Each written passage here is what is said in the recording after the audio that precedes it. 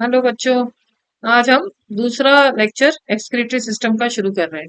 पहले वाले लेक्चर में तो हमने देखा था कि कैसे वो इनवर्टिब्रेट जो है और सब में कौन कौन से वो ऑर्गन्स होते हैं एक्सक्रीशन के, और वो क्या क्या एक्सक्रीट करते हैं। आज हम मेन ह्यूमन एक्सक्रीटरी सिस्टम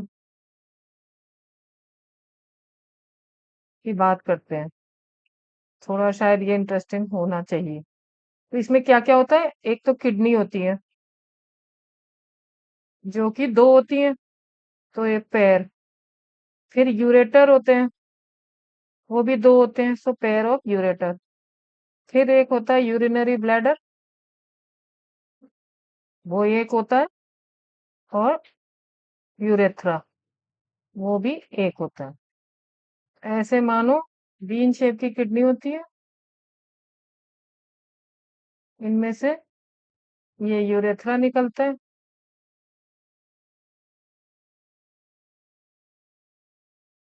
तो ये यूरेथ्रा खुलते हैं इन दी यूरिनरी ब्लैडर, और यूरिनरी ब्लैडर खुलता है यूरेथ्रा में। तो ये किडनी हो गई, ये पेयर ऑफ यूरेटर हो गए, ये यूरिनरी ब्लैडर हो गया, और ये यूरेथ्रा हो गया जहां से हम यूरिन पास करते हैं। ठीक है। अब हम मेनली बात करेंगे किडनी के बारे में। तो किडनी जैसे राजमा होता है, एग्जैक्टली वैसे ही कलर का होता है, वैसे ही शेप का होता है। तो रेडिश ब्राउन कलर का हुई किडनी, और बीन शेप की हुई। 12th थोरेसिक वर्टिब्रा और थर्ड लंबर वर्टिब्रा के बीच में सिचुएटेड होती है। 12 थोरेसिक वर्टिब्रा होते हैं, उसमें से जो लास्ट होती है 12th thoracic vertebra and third lumbar के बीच में सिचुएटेड होती है। और डोर्सल यानी कि पीछे की तरफ होती है, dorsal inner wall of abdominal cavity में, यहाँ।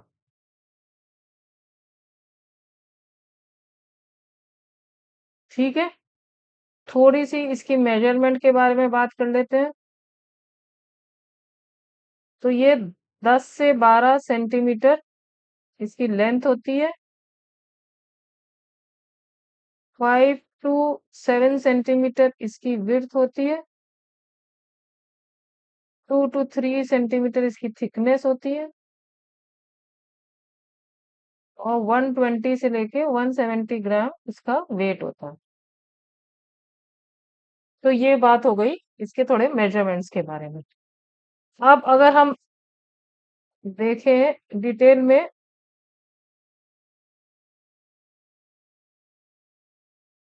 पहले एक ये समझो, ये किडनी है, ये इसके यहाँ पे एक नॉच जैसा होता है। वो किस लिए होता है, क्योंकि यहाँ पे ही उस नॉच को हम कहते हैं हाइलम,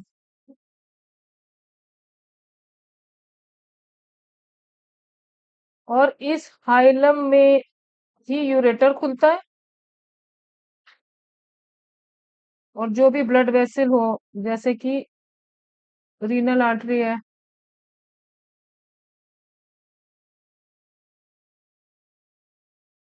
ये दूसरी तरफ के हो गए, और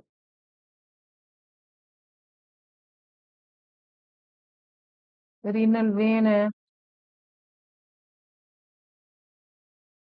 ये दूसरी साइड की किडनी में। तो ये हाइलम जो नॉच जैसा है, इसी में ये यूरेटर भी खुलता है, रीनल आर्टरी भी, और रीनल वेन भी। ठीक है। तो ये बात हो गई हाइलम की। अब हम थोड़ा सा डिटेल में किडनी के स्ट्रक्चर के बारे में जाते हैं। तो एक डिटेल डायग्राम बड़ा सा बनाते हैं।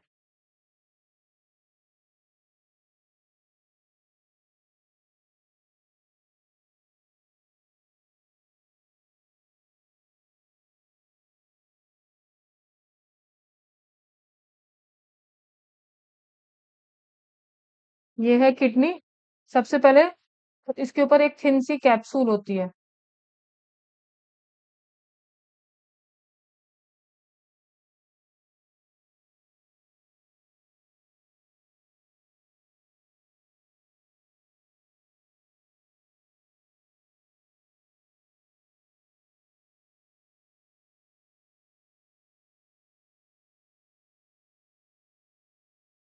ठीक है, ये हो गई कैप्सूल।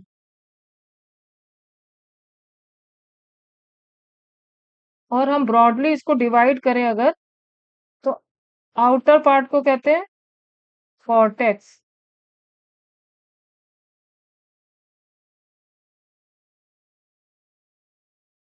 इनर पार्ट को कहते हैं मेडुला। ठीक है, अब ये जो हाइलम है, तो यहाँ से एक ब्रॉड फैन शेप में ये ऐसे खुल जाता है। That part is known as pelvis. और ये पेल्विस आगे जाके छोटे छोटे ये ब्रांचेस टाइप बना लेता है।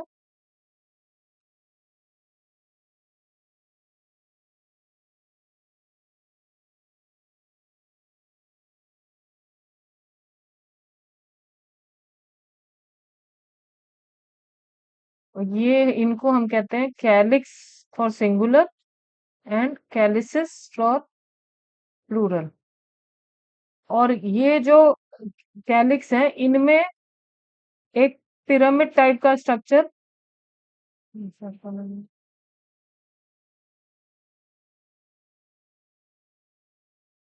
अटैच होता है।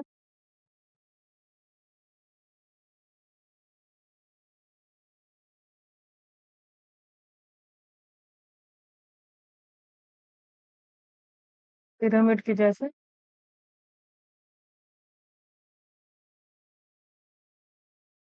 That is why it is known as medullary pyramid. Medullary pyramid या रीनल पिरामिड। ठीक है, तो ये समझिए, ये हाइलम था। हाइलम से एक फैन शेप ये स्ट्रक्चर आया, ये दिस इज पेल्विस।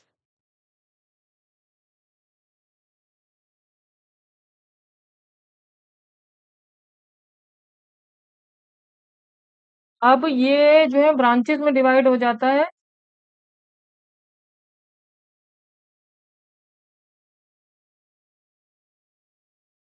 ये कैलिक्स एक्चुअली ये है, that is known as calyx. तो ये हो गए कैलिक्स।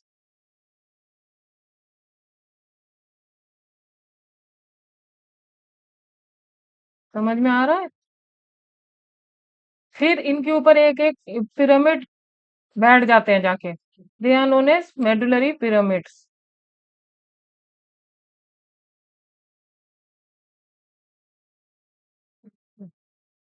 ये मेडुलरी पिरामिड्स है।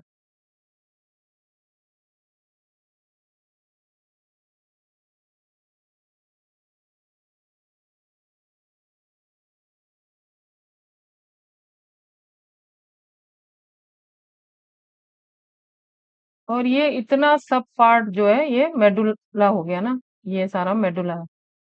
अब ये जो कॉर्टेक्स है आउटर पार्ट, ये इसके आउटर वाला तो है ही, लेकिन जो in between the medullary pyramids जो एरिया है, that is also part of cortex. ठीक है,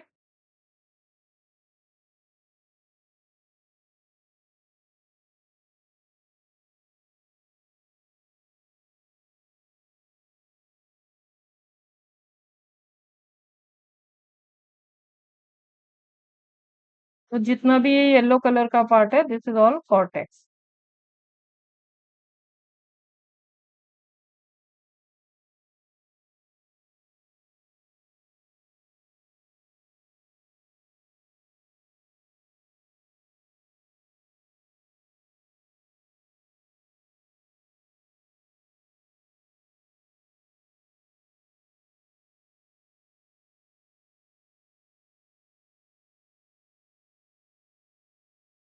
तो एक बार हम ब्रॉडली इसको, मतलब इसको एक बार रिवाइज कर लेते हैं। ब्रॉडली हम इसको दो पार्ट में डिवाइड करते हैं, किडनी को, आउटर कॉर्टेक्स और इनर मेडुला। और किडनी के ऊपर एक पतली सी कैप्सूल होती है which is known as renal capsule. तो जहाँ पे हाइलम होता है वहां पे एक ब्रॉड जो है फैन शेप स्ट्रक्चर होता है, that is known as pelvis. और फिर आगे जाके वो ब्रांचेस में डिवाइड हो जाता है which is known as calyx.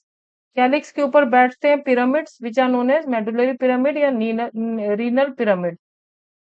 और इतना पार्ट ये सब मेडुला का हो गया। और जो आउटर कॉर्टेक्स होता है वो तो आउटर पोर्शन तो होता ही है, और इसके अलावा जो area in between the medullary pyramids that is also part of cortex.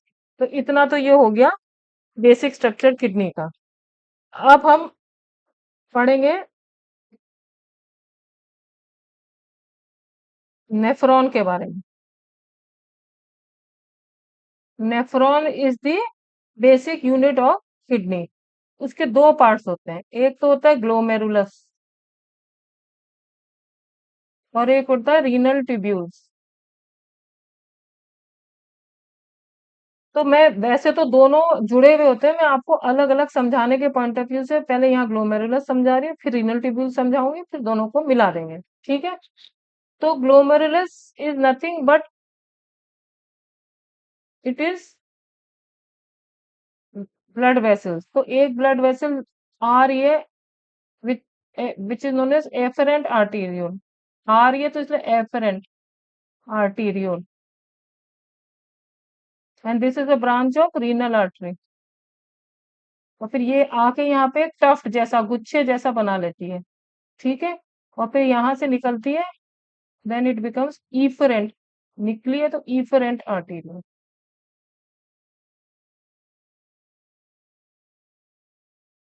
अब ये यहाँ से निकल के ये जो रीनल ट्यूब्यूल है इनके साइड में आती है, that is why it is known as peritubular capillaries. और फिर ये जो है नीचे जाके एक स्ट्रेट पार्ट में आती है और इस तरह से डिवाइड हो जाती है।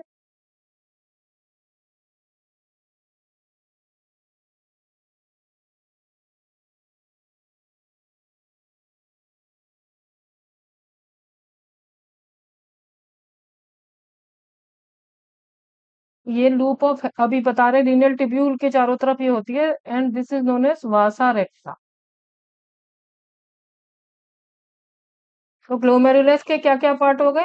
Efferent arteriole, efferent arteriole, peritubular capillaries and vasa recta. अब हम बात करते हैं रीनल ट्यूब्यूल के बारे में।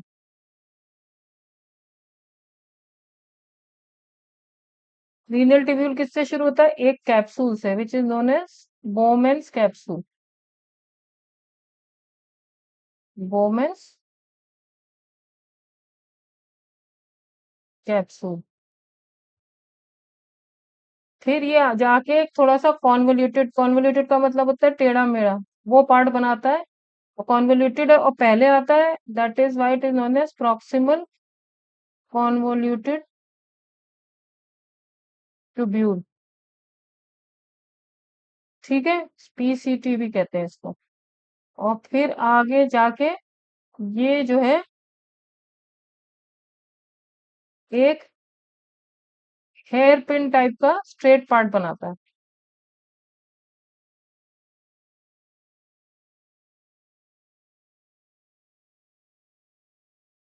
This is known as loop of Henley. और इसके दो पार्ट है, ये नीचे जा रहा है so this is descending loop limb of loop of Henley, descending limb. और ये ऊपर जा रहा है so this is ascending limb. और फिर आगे जाके ये फिर टेढ़ा मेढ़ा हो जाता है, so that forms the distal convoluted tubule, DCT. और ये कई सारे नेफ्रॉन्स के जो डिस्टल कॉन्वोल्यूटेड ट्यूब्यूल्स होते हैं वो एक, ये और किसी नेफ्रॉन से आ रहा है, ये और किसी नेफ्रॉन से आ रहा है, इसमें खुलते हैं which is known as collecting duct. Duct. ठीक है। हम अगर इसको देखें, रीनल ट्यूब्यूल के क्या क्या पार्ट्स हैं? Bowman's capsule, proximal convoluted tubule, loop of Henle जिसका descending limb, ascending limb, then distal convoluted tubule and collecting duct. अब ये दोनों अगर हम इनको आपस में जोड़ें तो कैसे जुड़ेंगे? ये जो ग्लोमेरुलस है इसके यहाँ पे बैठता है जाके बोमेन्स कैप्सूल, फिर ये डिस्टल कॉन्वोलेटेड ट्यूब्यूल आ गई। ठीक है, अब ये डिस्टल कॉन्वोलेटेड ट्यूब्यूल जाके ये लूप ऑफ हेनले बनाएगी, लूप ऑफ हेनले। फिर ये आगे जाके प्रॉक्सिमल कॉन्वोलेटेड ट्यूब्यूल बनाएगी एंड फिर ये खुल गई जाके कलेक्टिंग डक्ट।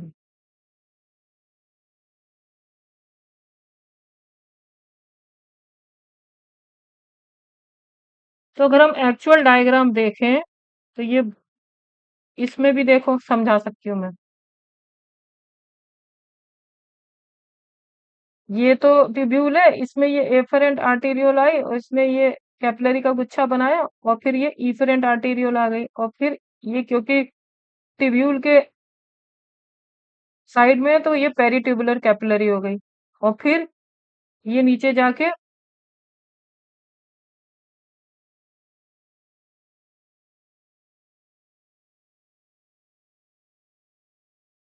बनाया ये वासा रेक्टा, जो कि एक तरह से मानो तो रूप ऑफ हेनलेट से लिपटा हुआ है।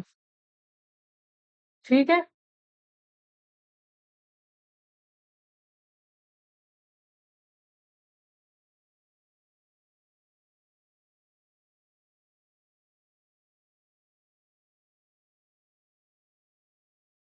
तो जो ये रेड पार्ट है दिस इज ऑल ग्लोमेरुलस और जो ब्लू पार्ट है this is all renal tubule. अब ये जो बोमेन्स कैप्सूल और ग्लोमेरुलस है ये दोनों मिलके रीनल कॉर्पस्कल बनाते हैं।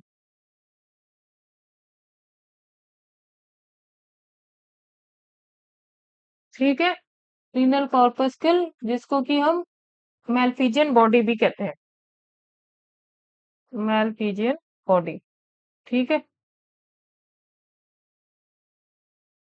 तो आई होप कि आप लोगों को ये नेफ्रॉन का स्ट्रक्चर समझ में आया होगा। अब एक दो बातें हैं जो क्वेश्चन में आती हैं। जो ये मैल्फिजियन बॉडी है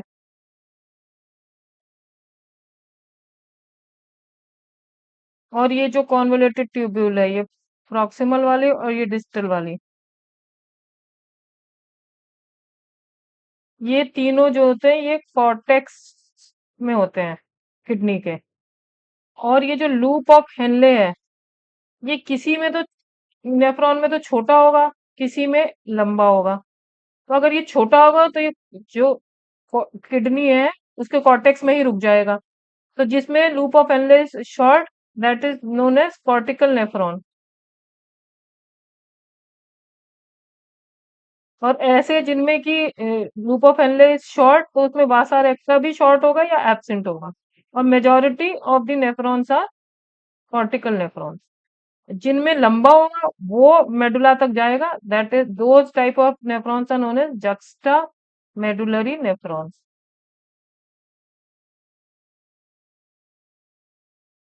अगर हम इनको किडनी में जाके समझें,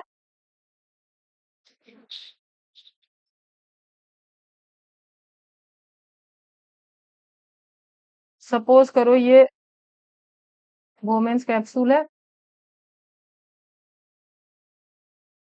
और इसमें से ये कॉन्वोल्यूटेड ट्यूब्यूल निकला प्रॉक्सिमल। अब इसका अगर छोटा है लूप ऑफ हेनले तो ये यहीं पे यूं ही करके फिर ये डिस्टल बना लेगा और ये कॉर्टेक्स में ही रह जाएगा। और ये तो है ही रेफरेंट आर्टीरियोल और इफरेंट आर्टीरियोल। तो अगर इस तरह का नेफ्रॉन है तो it is known as cortical nephron, वो कॉर्टेक्स में ही पूरा है। और अगर यही चीज सपोज यहाँ देखें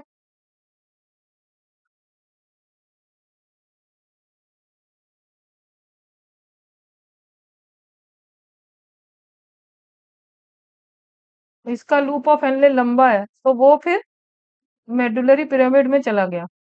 ठीक है, तो this type of nephron are known as juxtamedullary, क्योंकि मेडुला में चलेगा, जक्स्टा मेडुलरी नेफ्रॉन्स। मेजॉरिटी तो कॉर्टिकल होते हैं, थोड़े बहुत जक्स्टा मेडुलरी भी होते हैं। तो इसलिए मेडुलरी उसमें कभी कभी इस तरह से दिखाते हैं, विच मीन्स कि ये कई सारे कलेक्टिंग डक्ट जो कि लूप ऑफ हेनले से आ रहे हैं वो इसमें खुल रहे हैं। तो ये बात आप लोगों को समझ में आ गया। कॉर्टिकल नेफ्रॉन जो है जो कॉर्टेक्स में ही पूरा होता है, क्योंकि उसका लूप ऑफ हेनले छोटा होता है, उसमें वासा रेक्टा भी छोटा होता है, और जिनका लूप ऑफ हेनले लंबा होता है उनका वासा रेक्टा भी लंबा होता है, वो मेडुला तक पहुंच जाते हैं। So they are known as extra medullary nephron. तो ये इतनी बात है किडनी और नेफ्रॉन के बारे में। अब हम जरा एक बार इनके क्वेश्चंस देख लें। आप लोग इसको एक बार फिर से समझने की कोशिश करिएगा। ना समझ में आए तो मुझे कमेंट सेक्शन में बताइएगा।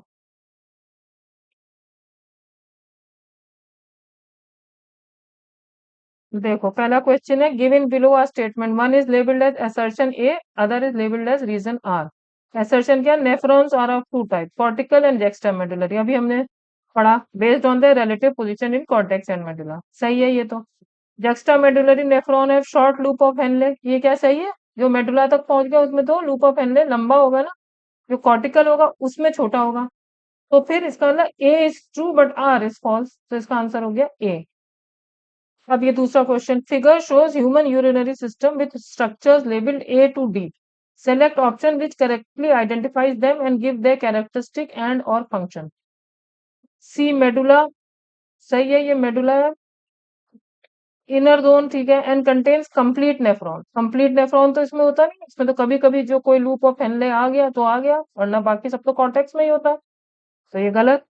फिर डी कॉर्टेक्स, ठीक है, बाहर का outer part, do not contain any part of nephron, ये भी गलत है, क्योंकि जो है सारा मेजर पोर्शन तो नेफ्रॉन का कॉर्टेक्स में ही होता है। सी, ये A adrenal gland located at the anterior part of kidney secrete catecholamine which stimulate glycogen breakdown. अभी हमने इसके बारे में पढ़ा नहीं है, अभी हम इसको एक्सक्लूजन से करेंगे, अभी हम इसको रिजर्व में रखते हैं। फिर the pelvis broad funnel shape, सही बात है।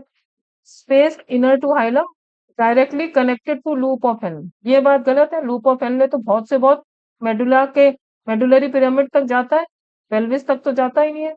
तो अब ए बी डी गलत हो गए, तो सी ही सही आंसर है, हालांकि अभी हमने एड्रिनल ग्लैंड के बारे में पढ़ा नहीं है, लेकिन कभी कभी ऐसे भी फंस जाए तो एक्सक्लूजन से आप लोग कर सकते हैं।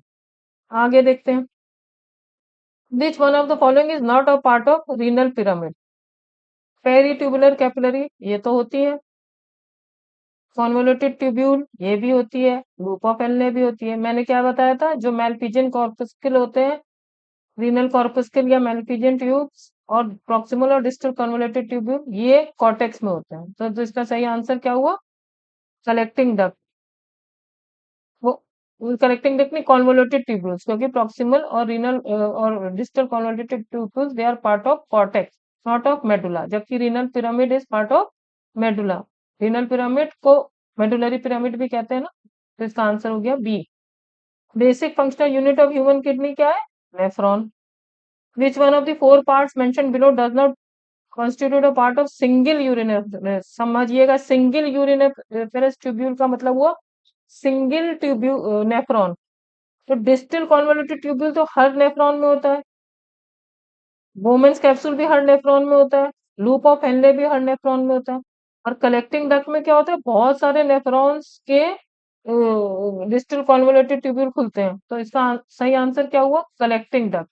हर उसमें एक यूरिनरी ट्यूब्यूल का पार्ट ये नहीं है। तो इसका आंसर हो गया बी, कलेक्टिंग डक्ट। फिर proximal and distal convoluted tubules are part of nephron. ठीक है, तो ये इसी तरह से आप लोग अगर स्ट्रक्चर समझ लेंगे तो आप लोग क्वेश्चंस आराम से कर लेंगे। तो ये बात हो गई किडनी, ह्यूमन किडनी के बारे में। अब हम नेक्स्ट लेक्चर में यूरिन कैसे बनता है, कैसे रीएब्जॉर्ब होता है, ये सब पढ़ेंगे। इस एक बार आप लोग इसको रिवाइज करिएगा। कोई प्रॉब्लम हो तो प्लीज कमेंट सेक्शन में डालिएगा। थैंक यू बच्चों।